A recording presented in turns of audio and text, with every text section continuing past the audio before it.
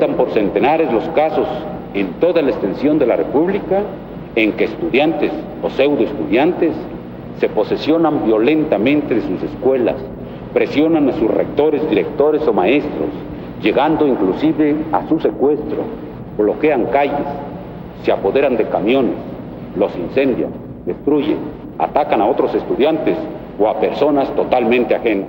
¿Cómo respondes ante el presidente de la República, que se está dirigiendo a todo el país, que está dando una visión totalmente deformada de los estudiantes? Los estudiantes son vandálicos, humillan a las mujeres en la calle, son el caos absoluto, y ya llegó el momento de ponerlos en orden y de que esto se acabe, etcétera, ¿no?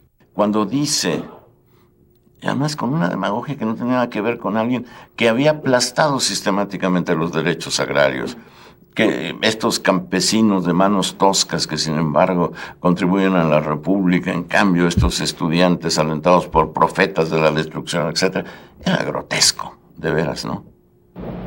Se ha llegado al libertinaje en el uso de todos los medios de expresión y difusión.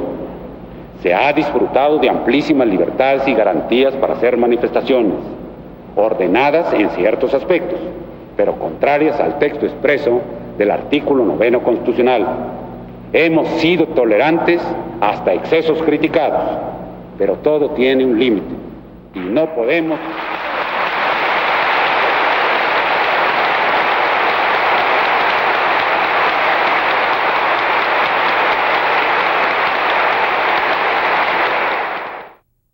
Todo tiene un límite, ¿no? Entonces, bueno, ese es el trasfondo de la manifestación silenciosa. No es una ocurrencia, es que la única manera de hacerle ver al país que lo que está diciendo el presidente son mentiras, lo que está diciendo el presidente son una visión absolutamente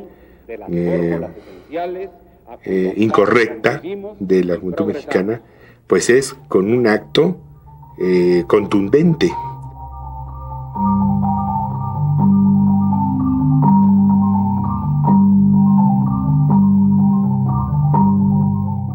La Marcha del Silencio es una idea muy feliz de Raúl y de Gilberto Guevara. Deciden que ya se ha dicho tanto, dicen, se ha hablado mucho, se ha gritado mucho, no nos han hecho caso. Si no han hecho caso a nuestros gritos, que atiendan el silencio, estoy resumiendo. Entonces deciden que ponerse esparadrapos, callarse, dejar que los carteles y las mantas hablen, etcétera. Y la marcha parte del Museo de Antropología, al amparo de todos los dioses. No pasa por la villa, que hubiera sido ya la conjunción exacta y pues de luego que hay el murmullo. No es una marcha del silencio, es una marcha del murmullo desde el punto de vista acústico, pero es formidable porque nadie grita. Bueno, implicaba responder a las reprobaciones de quienes decían injurian, ofenden, gritan, vociferan. Es un movimiento estridente, sin pies ni cabeza, sin dignidad, sin decoro. Entonces fue una manifestación de dignidad y de decoro verdaderamente profundos, ¿no? Y recuerdo muy curiosamente la represión tenue de quienes a quienes levantaban la voz o querían gritar consignas, ¿no? Como compañero, por favor. Era una represión muy comedida, ¿no? Tenemos que mostrarle a la sociedad mexicana que no somos lo que dicen estos pillos del gobierno, ¿sí? Y vamos a quedarnos callados. Muchos, para manifestar cuánto trabajo les costaba, llevaban esparadrapos en la boca, ¿no? Cruzados, así, cruzada la boca con una X o de plano un pedazo de tela adhesiva en la boca. Así, bueno, quiero gritar. Como decía César Vallejo, y es creo que el cuarto o el quinto poeta que menciona, ¿no? Quiero escribir, pero me sale espuma, ¿no? Quiero gritar, pero no puedo, pero no debo, ¿no? La gente que nos veía marchar absolutamente callados, nos aplaudía. Y alguien salía y le decía, por favor, señor, no aplauda. Es una manifestación silenciosa, no vamos a decir nada. Pero nos aplaudían. Era impresionante porque el silencio no solamente era dentro de la marcha, sino fuera de la marcha. No solamente no gritabas nada, sino los de fuera no decían absolutamente nada. Entonces el shh, shh, shh de las suelas era lo único que se escuchaba en todo Reforma. Sí, era francamente impresionante, ¿no? Bueno, yo veo ahí una cosa hermosa, ¿no? Eran ahí sí como la canción, los sonidos del silencio, ¿no? Se caminaba y lo único que se escuchaba era el gritar de los pies arrastrándose sobre el pavimento. Nadie hablaba, con trabajo respirábamos para no romper el silencio, ¿no? Todos en silencio. Me encanta recordar que oíamos el ruido de nuestros propios pasos y en algunas áreas de Reforma, donde estaban los edificios altos, pues solo ese eco se escuchaba de nuestros pasos, ¿no? Con mucha, como si fuera algo acompasado, como si fuera la introducción silenciosa a alguna pieza musical que más adelante se tocaría, unos pequeños pasos nada más sobre el pavimento que replicaba en nuestros oídos el ruido de nuestros pasos hasta llegar y explotar de júbilo cuando íbamos entrando al Zócalo. Fue muy impresionante.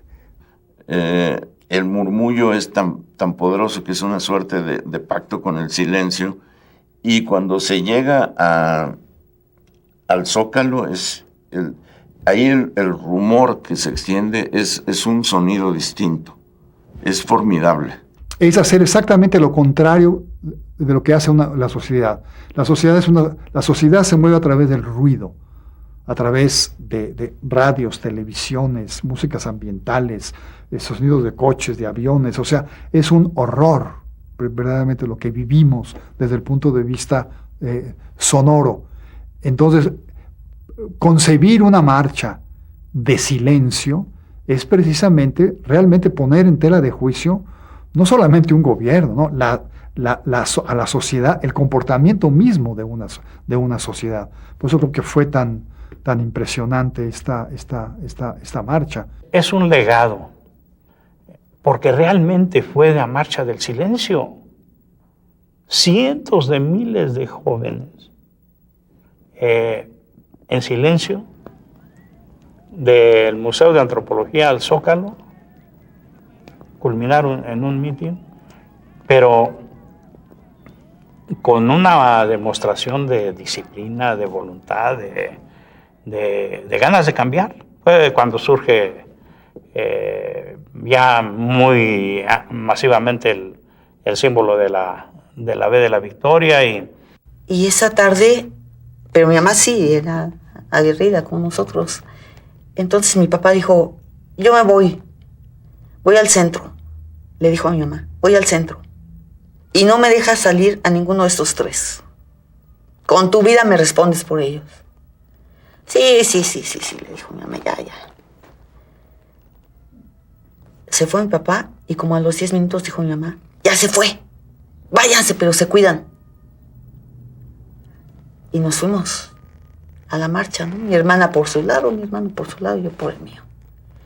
Yo llevaba mi morral de baqueta, que se usaba en esos tiempos, y esta chamarra, que bueno, esta chamarra me protegía de todo, ¿no?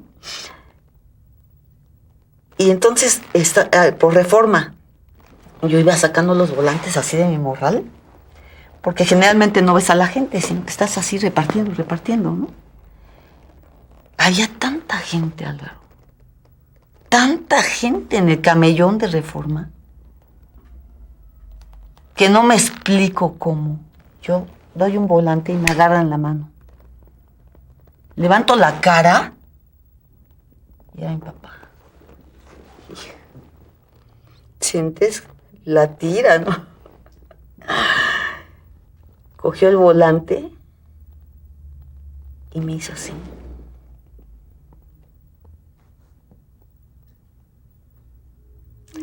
Yo lo interpreté. No tienes remedio, pero estoy contigo.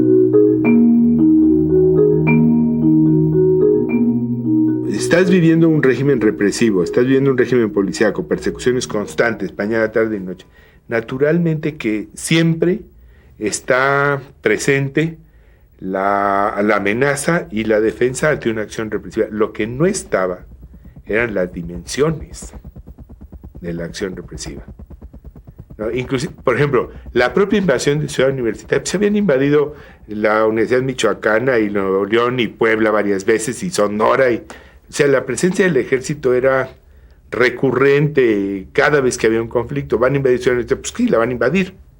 Bueno, ya sabíamos, ya el ejército tenía tiempo alrededor de la universidad. Sabíamos que iba a entrar, pero nunca creímos que eso fuera a suceder. Que el ejército, pero además el ejército no 3 soldados, ¿no? Ni los judiciales, ni los carros sin placa, ni nada de eso. Tanques iban en dirección hacia la universidad. Y esta vez me hablaron por teléfono y me dijeron, ahora sí, señora, ahí va el ejército ya. Le dijo, ay, otra vez. Me dijeron, no, ahora sí va en serio, porque acabamos de ver que pasaron todos los camiones y todos con rumbo. Por el viaducto iban rumbo al sur, rumbo a la ciudad universitaria. Ya había muchas amenazas de que iba a entrar el ejército, y nos pasó eso de que ya no lo crees, de tanto que te lo dicen, ¿verdad? Ya no lo crees. Entonces, cuando realmente debimos de haberlo creído, pues ya no se pudo. Yo comencé a oír es impresionante. Las botas del ejército avanzando son impresionantes, los ruidos. Estábamos presidiendo la reunión del consejo cuando llega un compañero veterinaria y dice, córranle que ahí está el ejército. Entonces, pues nadie le hizo caso. Seguimos nosotros sesionando, pero al rato empezamos a oír el corredero y el gritadero de muchachos por los pasillos, ¿no? Entonces, no, pues sí. No, pero más despuesito empezamos a oír los estoperoles y el ronronear de los motores de las tanquetas. Y la decisión que se tomó, bueno, pues salga cada quien como pueda y como se pueda, sálvese, ¿verdad? Aquí cada quien es libre. Cuando de repente vimos a unos soldados ahí, entre los árboles. Y yo lo único que dije, ¿qué es esto? Se nos acercaron, traían así las bayonetas, y nos dijeron, así como arreándonos, hacia la explanada de Rectoría. Y ya no pudimos avisarle a nadie. Traían unas lamparotas como focos de avión, iluminando así entre los árboles, a ver quién estaba ahí escondido. Cuando de buenas a primeras, ya en altavoces, dieron la orden de, bueno, están ustedes, esto es la ocupación de la ciudad universitaria, están ustedes bajo arresto, está hablando el ejército, es una operación militar. Todos los que estén en el lugar donde estén, diríjanse a las paredes y pónganse con las manos en alto, y los que no tengan pared, pónganse en el suelo. Esta es una operación militar. Todos a obedecer. Y entonces unos gritaban, ¡súbanse a los árboles! Y yo dije, ¿qué? ¡Vámonos! Varios corrimos, nos subimos a los carros, a los toldos y brincamos la barda que está por odontología. Nos brincamos y les tocamos a los padres de ahí de la iglesia y nos abrieron la puerta. Nos subieron al mirador de la iglesia esa y vimos cómo los militares estaban saqueando la universidad. Un saqueo, microscopios, todo lo que tú quieras imaginar, laboratorios arrasados, todo lo que tú quieras. Lo hicieron los estudiantes. En su coraje de ver venir al ejército, rompieron. ¿Cómo diablos vamos a hacer eso? El espectáculo sobrecogedor de la ciudad universitaria devastada por el ejército, ¿no? Humillada, mancillada por el ejército, sí. Y era realmente una impresión devastadora, ¿no? Porque una casa llena de actividad, de inteligencia, de curiosidad, de rebeldía en el mejor sentido, ¿no? De creatividad, ¿no? Pero eso fue una herida muy profunda en la universidad. Entonces nosotros llegamos, ahí cuando vamos avanzando, luego nos detiene un comando del ejército, eran varios ahí, y vamos, ¿no? Y ahí nos llevan a la explanada de la rectoría, y ahí estuvimos 43 mujeres, donde había de todo. Había bailarinas extranjeras, estaban las atletas que ya estaban practicando para la Olimpiada. Ahí el ejército agarró parejo. El ejército no supo ni a quién detenía, ni a quién no detenía, ni nada. Con una salvedad. No dispararon un solo tiro. Entraron, había exámenes profesionales, había reunión de muchachos, había edición de panfletos y todo lo que tú quieras. Y entraron y coparon a toda esa reunión de personas que estaban, alrededor de 1000 y tantas personas. Fuimos los campeones mundiales de presos políticos, el 18 de septiembre de 1968. Lo del 18 de septiembre alienta por la resistencia psicológica y moral de los estudiantes y profesores, que aún tendidos en el suelo hacen la B, porque se evidencia que estás frente a un poder represivo, pero que tú tienes un poder moral. No lo conciben en esos términos, más bien piensan en político, pero es un poder moral. Nos llevan allá a la explanada, a todos, ¿eh? Vaciaron todos los edificios de la universidad, donde había asambleas, donde había comités de lucha, todo. A todo el mundo nos concentraron ahí, las mujeres acostadas de un lado y los hombres de otro, boca abajo con las manos en la nuca. Hernández Toledo hizo esa toma de la universidad. Ella traía experiencia de otras universidades, ¿no?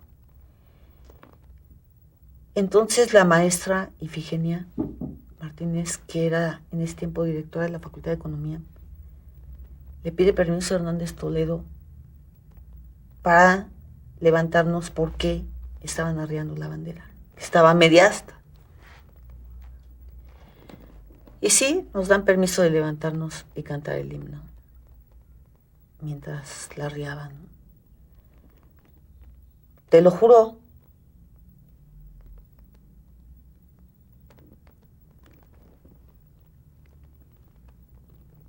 Que a todos se nos hizo un nudo en la garganta.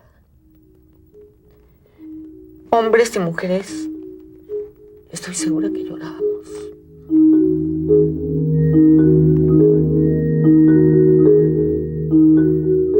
¿Por dónde yo todavía alcanzo a ir por la barda de Copilco? Ayudar a dos compañeras a brincarse la barda de Copilco, y yo no me la puedo brincar porque ahí vienen, y salí corriendo y me metí ahí donde está Filosofía, hay un sótano abajo. Me metí por las escaleras ahí, y la universidad ya estaba totalmente desolada, y empezaron a bajar los soldados hacia el sótano.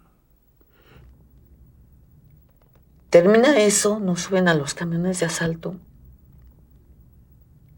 y empiezan a trasladarnos a diferentes cárceles, ¿no? A mí y a otras 6 compañeras, a otras 5 compañeras, nos bajan y nos suben a otro transporte más chico, como un jeep.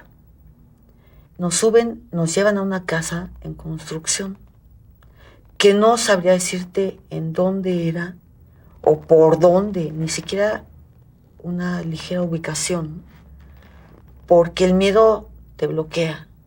Y me dio mucho miedo, pero mucho miedo. Tenía miedo de que el corazón que me sonaba tan fuerte me fuera a delatar, ¿verdad? O mi respiración. Y me metí atrás de la columna con una gabardina negra que yo traía. Me puse atrás de las columnas y los soldados empezaron con las lámparas sordas a buscar en el sótano. Y me pasaban los chorros de luz por un lado, ¿no? Pero al rato salieron por la misma escalera donde habían entrado. Y Y entonces yo empecé al ratillo, empecé a moverme con cautela, despacio, y me fui reptando sobre la escalera, vi que no había nadie, y una patrulla que está abajo de una luminaria ahí por el estacionamiento me marca el alto. Se me chanchalearon los ijares, ahí sí la perdí. Pero me sobrepuse a aquello, ¿no? al temor. Y en lugar de correr o moverme o lo que fuera, me di vuelta y me fui caminando de frente hacia donde estaban los soldados. Y sus órdenes. Y usted, identifíquese, ¿no? Mire, yo era un trabajador de la universidad que me quedé desconectando algunos aparatos para que no se fueran a echar a perder, pero bueno, estoy a sus órdenes. Y saqué una cajetilla de Delicado, fumaba yo Delicado, y lo que pedí era que no me fueran a temblar ni las manos, ni la boca, y que no se me notara el castañar de las rodillas, ¿no? Estaba yo con pavor pánico, pues. ¿Qué hacía yo solo ahí con aquella gente, no?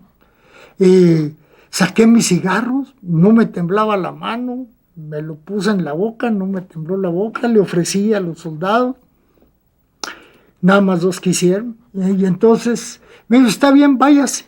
No, me entró el alma al cuerpo y me llené de felicidad, y quise correr y brincar y maromear y gritar, pero me contuve. Y me desaparecí, ¿no? En la sombra de la noche hasta llegar a la casa de una amiga mía. Ya muriéndome, ese que está por allá por los dinamos, en la parte de arriba, y en aquel tiempo los maizales llegaban hasta allá. Toqué y no me abrieron, me brinqué la barda, y muriéndome de sed, bebí agua de un tinaco que estaba ahí en la oscuridad, helada el agua, pero yo traía mucha sed. Y luego ya con piedritas, pues, como le hacen allá en las películas de acá, ¿no? Ya, pero ¿qué pasó? No, pues pasó esto, no, pues vente. Esa noche dormí muy calientito, porque tenía yo mucho frío. Nos amarran las manos hacia atrás y nos meten a esa casa. Yo me acuerdo muy bien por el olor a cemento húmedo. Había cosas así, el piso todavía era de tierra en unas partes, y había así polines o herramientas o cosas, no puedes caminar libremente. Y ahí nos tienen 5 días, 5 días. Únicamente tomábamos agua y a veces nos dan tortillas o pan, pedazos de pan. O sea, no nos dejaban morir, pero tampoco, bueno, pues estábamos así casi en calidad de desaparecidas, ¿no? Y al día siguiente ya me dieron un aposento, ahí me quedé yo. No, pero al segundo día me pegó una disentería amibiana, que comía, dormía y bebía sentado en el retrete, ¿no? La verdad. Y le dije a ella, mira, hazme el favor de ver a fulano de tal, allá Segura, y dile que me mande un compañero de medicina, por favor, que me está cargando la fregada. Ciertamente fue y le dijo a ella Segura. Nada más que lo que no sabíamos nosotros, aunque yo sí tenía ciertas sospechas, era que Ayac Segura es un agente embosado de la Marina que estaba ahí en el movimiento y participaba como representante de una supuesta escuela normal oral. Él era el único que sabía dónde estaba yo oculto. Y en acabándome de medio aliviar, llegó la Federal de Seguridad, 20 vehículos de la automóviles, 25 automóviles de la Federal de Seguridad, con 20 gentes. Rodearon la casa, me agarraron, estaba yo cenando, y preguntaron que si quién era el cabeza de vaca. No sé, no, pero nosotros sí, entonces vengas. Y ahí me pusieron mi primer cachetiza, me metieron a uno de los vehículos, me tiraron al piso entre los 2 asientos, me pusieron los pies encima, abrieron unos periódicos, me llevaron por el Distrito Federal y me vendaron los ojos, hasta la Dirección Federal de Seguridad. Y me entregaron a Nazar Haro. Y Nazar Haro se hizo cargo de mi persona. Ya afortunadamente no se me nota, pero a golpes me abrieron aquí la frente, me levantaron la nariz, me rompieron la boca, me tumbaron. Bueno, ¿para qué, no? Todo lo que saben hacer estas gentes, si lo hacen bien, porque es su trabajo, ¿no? Son sádicos de profesión, ¿verdad? O sea, les gusta martirizar a la gente. Al sexto día, en la madrugada, muy de madrugada, nos sacan, nos suben a varios coches. En el coche donde yo iba, nada más íbamos dos compañeras y unos fulanos, ¿no? Y nos fueron a tirar allá por la laguna de Salazar, adelante de la Marquesa. Nos bajaron de los coches y camínenle, tales por cuales, camínenle, con los ojos vendados y las manos amarradas, hasta que de repente oímos la voz de un señor que decía: ¿qué hacen ahí?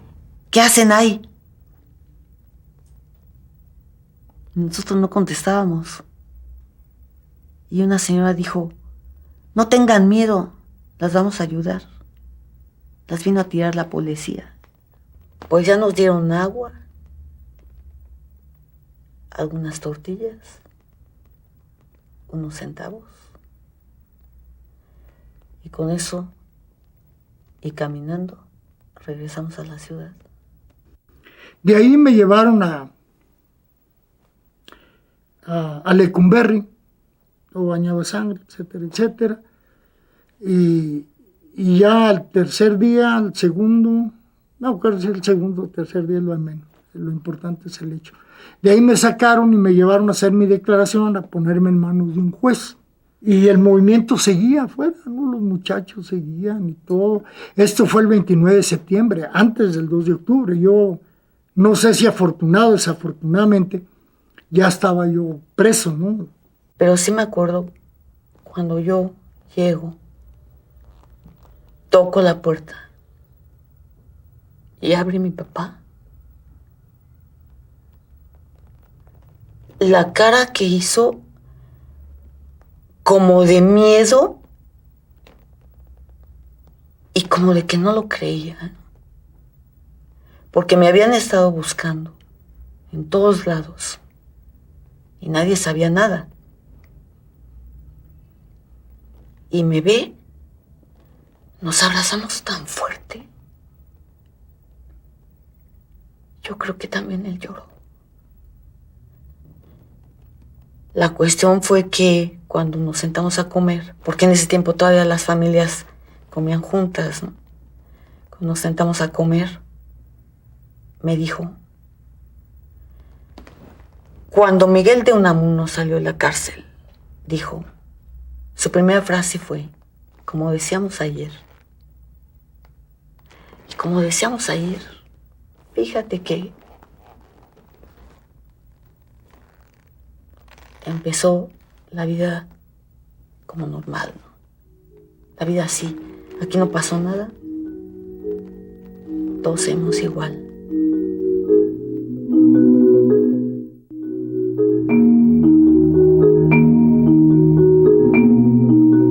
Entre la fecha del 27 de agosto y el 2 de octubre, lo que hay es un caos intencionalmente creado por las autoridades. Es impresionante cómo después del 18 de septiembre, sin que viniera a cuento, los barrios de la ciudad eran patrullados por el ejército. Entonces pasaban las ametralladoras, qué sé yo, por Iztapalapa, nada que ver, ¿no? Y la ciudad estaba en un estado de sitio prácticamente, y la gente culpaba a los estudiantes, ¿no? Y los periódicos también. La ciudad estaba prácticamente tomada. ¿Sí? Es una ciudad muy grande, ya lo era entonces, ¿verdad? Hace casi 40 años. Era una ciudad de varios millones de habitantes. Pero, visto con cierta frialdad, era una ciudad prácticamente tomada por la policía y por el ejército. Y por un montón de agentes policíacos, vestidos de civil, ¿no? La famosa policía secreta del general Mendiola Cerecero. El hecho de que hubiera sido una vivencia tan generalizada, que estuvieran en riesgo cuestiones tan fundamentales. La gente, si salía en brigada, llevaba de por medio la vida, pero igual te daban un balazo por una pinta. de que se tenía razón, ahí estaba el aparato del Estado para demostrártelo. Ahí estaba el hecho de que un estudiante que estaba haciendo una pinta lo mata un policía por la espalda, al que le dan 2 meses de cárcel. Eso mata a un estudiante por la espalda y le dan 2 meses de cárcel. ¿Cómo podía haber dudas si en el entierro de ese estudiante la mamá, que estaba, deshecha, la mamá encabeza la marcha haciendo la B? Sabíamos que las cosas estaban muy difíciles. Se sentían, ¿no? Ya sentías los niveles de operaciones represivas de otra manera, ¿no? Sí, ya sentías el desgaste. Sí, eran, por ejemplo, los que éramos muy activos, yo te puedo decir que yo en meses nunca fui a la casa. Como vio el gobierno que ya empezábamos a tomar la iniciativa para la negociación, entonces lanzó la ocupación de Ciudad Universitaria. Entonces ya no tuvo lugar donde reunirse el Consejo Nacional de Huelga, se desorganizó, se dispersó. Después yo creo que vieron que no podían contener el movimiento porque nos empezamos a refugiar en las escuelas del Politécnico, que no estaba ocupado. Y los politécnicos eran muy bravos, eran gente dispuesta a lo que fuera para defender sus escuelas. Hubo grandes enfrentamientos en el Politécnico, hasta que una noche también tuvo que entrar, intentaron entrar los granaderos y después de varias horas de cargar contra los estudiantes no pudieron y entró el ejército. Cuando se va al Politécnico, la gente del Politécnico ya estaba bien preparada. Sí, estaban dispuestos a resistir y resistieron.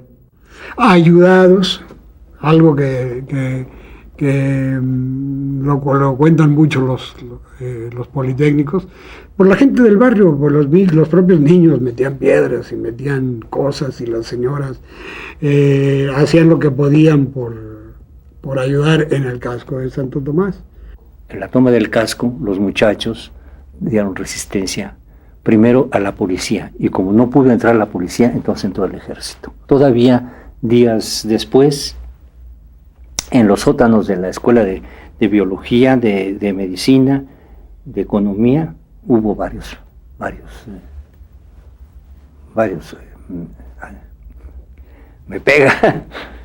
cadáveres. Por ejemplo, de la Escuela de Economía, que fue de las últimas que dejamos, ¿no? Fue una batalla de más de 4 o 5 horas, ¿no? A bomba molotov, pedradas, huetones con tubos, en fin, fue fuerte y con quema de muchos camiones. En torno a todo esto, pues ya se estaba gestando, por decirlo así, una forma represiva. Se hablaba de una represiva selectiva, que podía haber sido alrededor de unos 25 o 30 de nosotros, muchachos y maestros. Una represión, aprehensión o muerte o qué sé yo, quién sabe qué podrían haber. Se hablaba de eso. Pero después de lo que nosotros consideramos que había sucedido en el caso de Santo Tomás, ya habían dejado la universidad, porque la universidad nada más estuvo ocupada por 8 días. Pero después lo que vimos en Santo Tomás, con la resistencia de los muchachos, la entrada de los policías y la entrada del ejército, y la cantidad de muertos que hubo y todo eso, dijo, la situación es bastante grave. Haremos otro mitin en Tlatelolco, hablábamos de una tregua, en fin, vamos a tratar este asunto de tal manera que lleguemos a un arreglo, porque ya son más y más y más muertos. ¿Esto a dónde va a llegar? No queremos sabotear las Olimpiadas.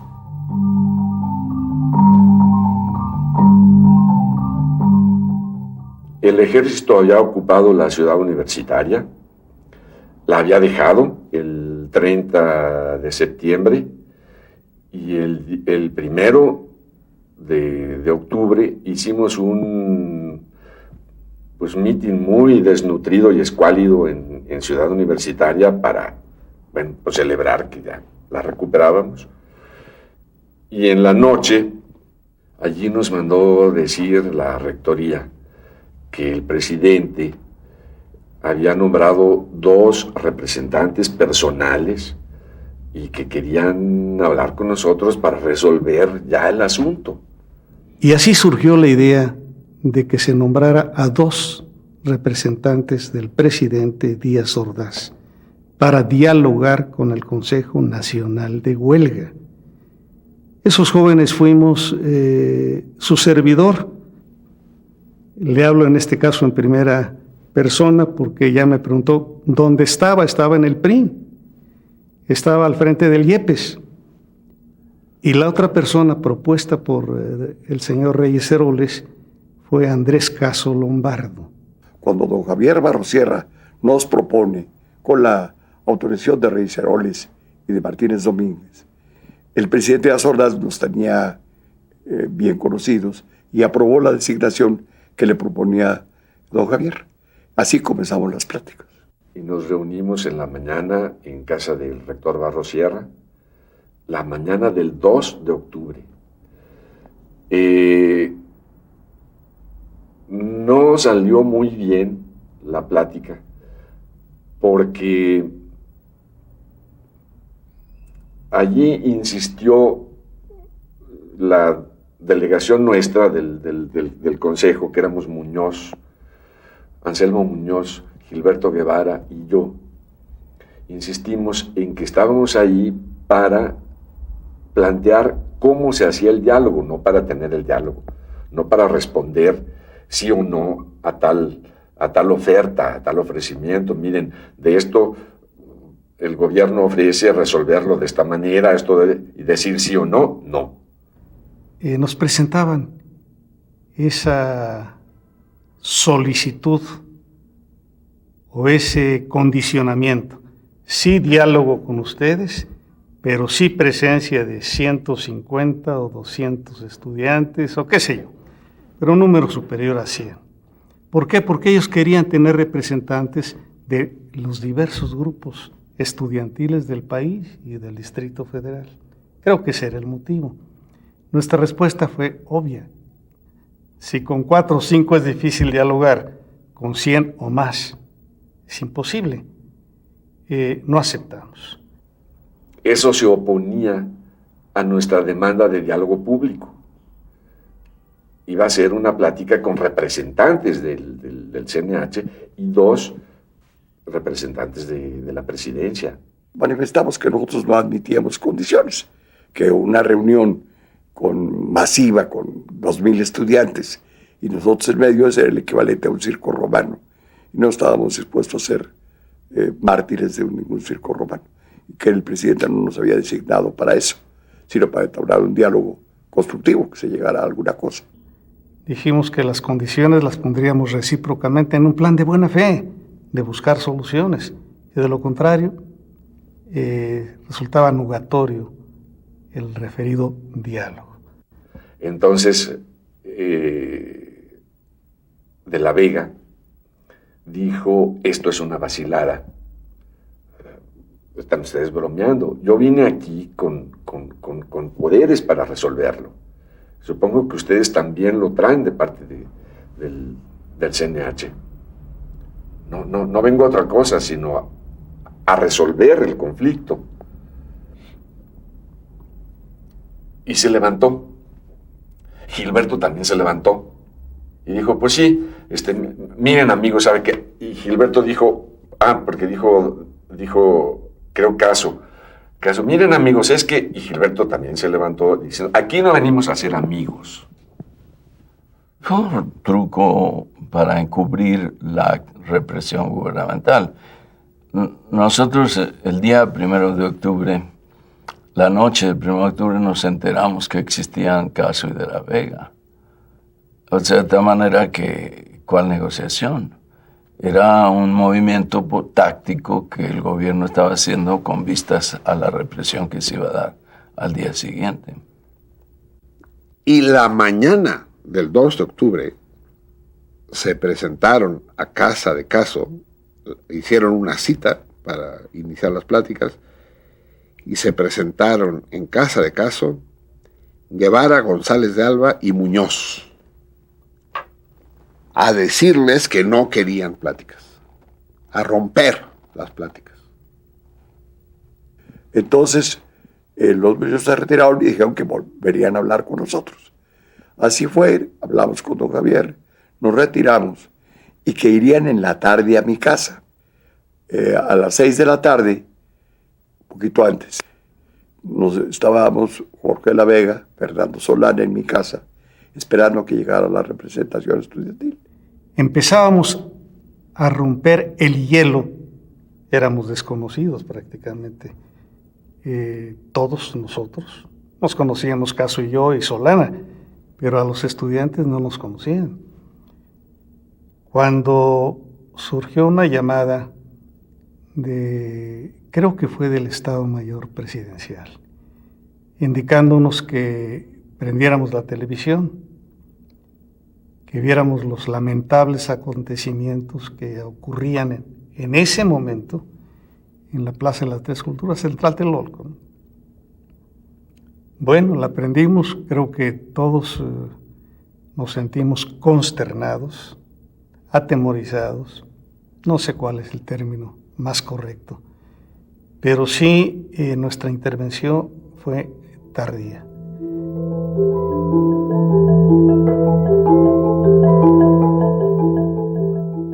La estrategia en América Latina más utilizada por los organismos de seguridad para destruir los movimientos de masa opositores ha sido la provocación. Cuando comenzaba el mitin, a mí me avisaron algunos compañeros, oye, hay gente muy rara, hay unos muy pelones, muy rapados, fortachones. Había mucho nerviosismo en la tribuna, los helicópteros no dejaban de sobrevolar la plaza. Tanques por un lado, sobrevolaban los helicópteros. Y se comenzó a oír así en la plaza con toda la gente como algo, así como algo va a pasar, algo está pasando. Y al llegar, Raúl Álvarez nos dijo, bájense y dispérsense. Y no contesten ninguna provocación porque estamos rodeados por el ejército. Y sí, lo único que vi que en ese momento fue que al que estaba hablando, lo agarró así, un guante, así. Yo lo vi clarito como lo echan para atrás. Y yo estaba en esas meditaciones, porque se regresaron cuando me apergollaron por aquí. Y apareció un personaje alto respecto a los demás, con un traje oscuro, que empezó a disparar sobre la plataforma y sobre los soldados que se acercaban. Y cuando el ejército vio esos fogonazos, estuvo absolutamente convencido de que éramos nosotros. Entonces dije, pues nos van a matar. Aparece otra vez el helicóptero y lanza una luz roja. En el momento que aparece la luz de bengala roja, unas detonaciones ensordecedoras. De todos lados llovía metralla.